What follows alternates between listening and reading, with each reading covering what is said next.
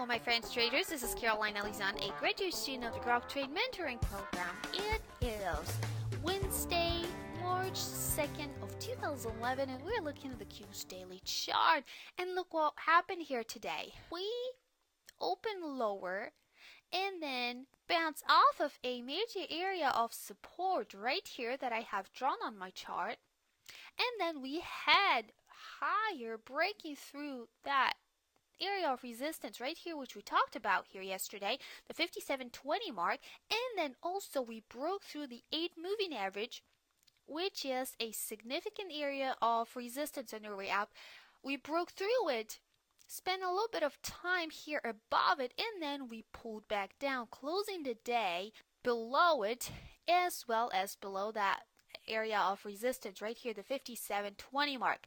So we are closing below it. So what it means here is that we are not strong enough to push back up. So what we need to pay close attention to tomorrow is the high of today, which is at the 57.51 mark. So if we were about to bounce off of that lower area of support right here at the, let me see, at the 56.84 mark, and continue to the upside, first of all, we need to break through the high of today, the 57.51 mark, and then close above it. And from then on, we would head all the way up to that next area of resistance on our way up here at the 58.05 mark. And what would happen here if we ever get a bounce, we would form a W formation on our chart. And in terms for it to be confirmed, we will need to break through that high of 58.05 mark and then close above it.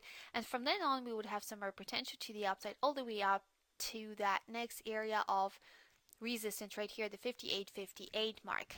But if we do not get a bounce, if we continue to the downside, first of all, we would need to break through the low of yesterday, which was at the 56.70 mark. And then we will need to close below it as well as break through that next major area of support on our way down here at this red moving average, which is sitting at the 56.58 mark, as well as that next major area of support right here down below at the 56.37 mark. So put that little trend line in here and make it as thick as possible so you can see it, because it's a significant area of support, because we do have a major cross of 2 different areas of support. This purple trend line that you see here on my chart, as well as that black trend line. So it's a significant area of support.